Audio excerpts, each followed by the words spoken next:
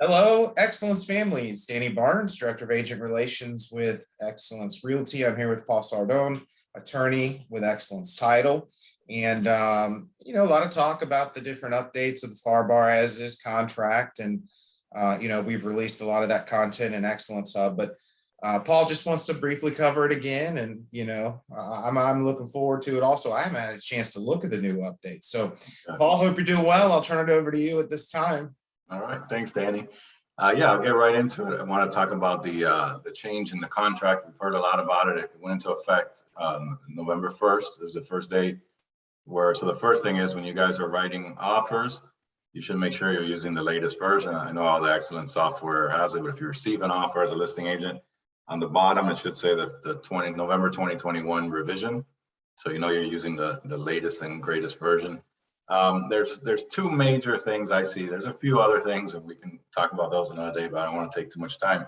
But the main thing is the change with the loan approvals and the financing. So now under this new contract, when your buyer receives a loan approval, there cannot be a contingency on there dealing with appraisal at all. The appraisal has to have been done, and it has to have come in at value. And if there were any issues, it has to be addressed prior to the loan approval. So previously, if I was buying a property and I had a loan approval because I qualify income-wise, asset-wise, and then the lender does the appraisal a week before closing and it doesn't appraise, I still can back out because it's a condition on my approval. Now that appraisal has to be done before you can obtain that loan approval, or the loan approval is not valid. So it's a good thing in some ways because it kind of lights the fire to get that done quicker. I was going to say the same thing. It's a good thing for it's a good thing for sellers because you're not sitting on taking the property off the market for 45 days just to have appraisal issues at the end where you don't you're stuck, you can't close. So that's the most significant change, and I think it's a good one.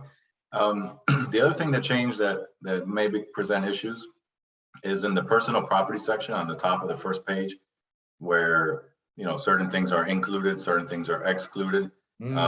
There's new basically boilerplate things that are automatically included unless they're excluded, and they've added in things like television wall mounts and mounting hardware, thermostats and doorbells, mailbox keys, storm protection items, and hardware. So that means, and I've had this happen before, where buyers call me and say, hey, they had a ring cam, a ring doorbell, and they took it. And those things, that's included now. Also, any security system inside or on the property. If you have a listing and your client, you have to ask, are you planning to take this with you, or are you leaving this for the new owners? Because if they are planning to take it, it's not a problem. You just need to make sure that in section 1E you exclude those items, because if you leave it alone and you don't address it, then the day of the walkthrough you might have an issue.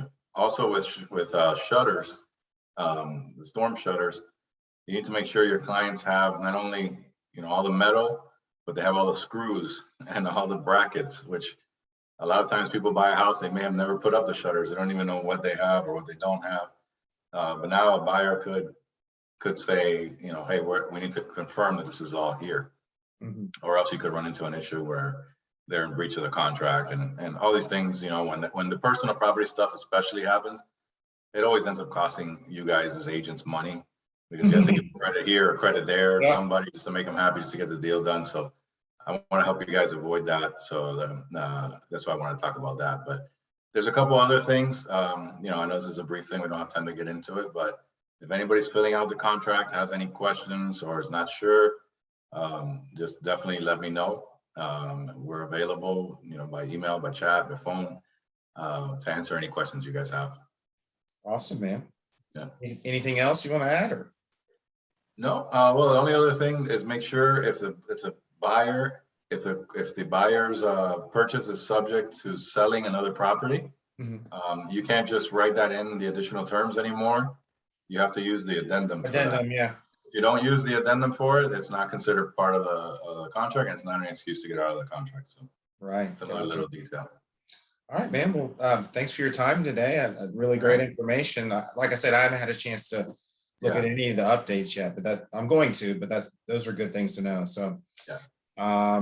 Want to thank everybody for joining Title Tuesday today, and Paul, we'll see each other in a couple weeks then. All right, sounds good. All right, thank you so much. Have a good day together. Okay. Moving I'll be forward. up there. I talked to Javier on Friday. We'll be there on December, what is it? December 6th or 7th? Yeah. Sounds like a plan. All Thank right. you. All right, thanks. All right, bye-bye.